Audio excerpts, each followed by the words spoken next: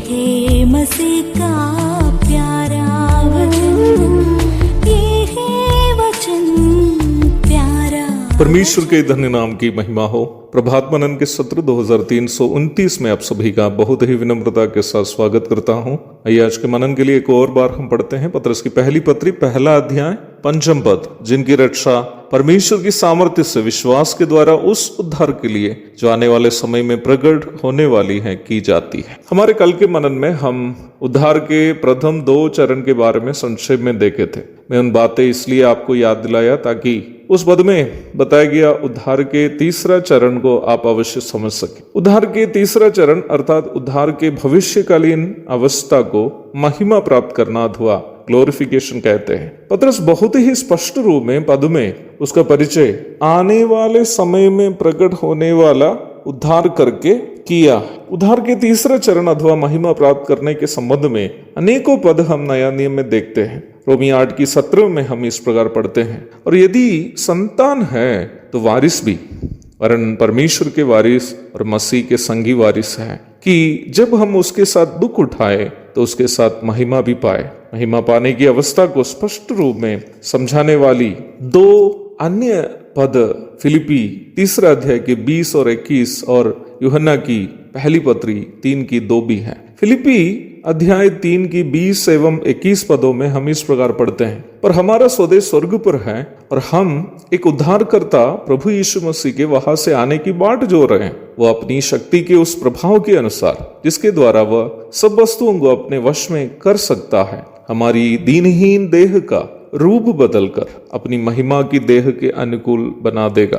पुनः हम यूहन्ना की पहली पत्री 3 अध्याय की 2 पद में इस प्रकार पढ़ते हैं, है प्रियो, अब हम परमेश्वर की संतान हैं और अभी तक ये प्रकट नहीं हुआ कि हम क्या कुछ होंगे। इतना जानते हैं कि जब वो प्रकट होगा तो हम उसके समान होंगे, क्योंकि उसको वैसा ही देखेंगे जैसा वो है।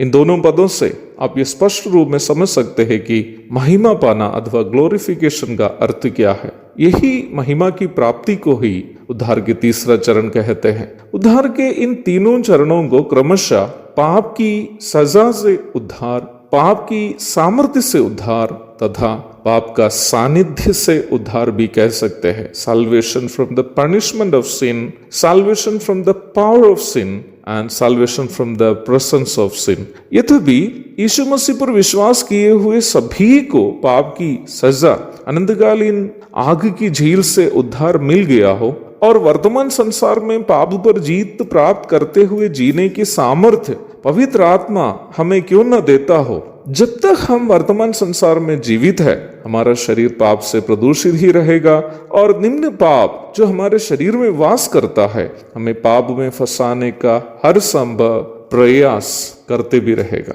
रोमी अध्याय 7 की 23 से 25 तक के भाग में हमारे शरीर का इस दुर्बलता की चर्चा प्रेरित पौलुस करते हुए आप देख सकते हैं। परंतु जब हमारे प्रभु यीशु मसीह कलीसिया को लेने के लिए हवा में आएंगे, पाप से प्रदूषित हमारा इस दीनहीन शरीर प्रभु की महिमा प्राप्त करेंगे और हम पाप वास नहीं करने वाला पवित्रता से परिपूर्ण एक शरीर जो प्रभु यीशु मसीह के शरीर के समान महिमामय है प्राप्त करेंगे। कुरिन्थियों की पहली पत्री 15वां अध्याय की 52 एवं 53 पदों में निम्न आध्यात्मिक सच्चाई का जिक्र प्रेरित पौलुस इस प्रकार करता है, और ये क्षण भर में पलक मारते ही अंतिम तुरही फूकते ही होगा, क्योंकि तुरही फूकी जाएगी और मुर्दे अविनाशी दशा में उठाए जाएंगे और हम बदल जाएंगे। क्योंकि अवश्य है कि यह नाशवान देह अविनाश को पहन ले और ये मरणहार देह अमरता को पहन ले।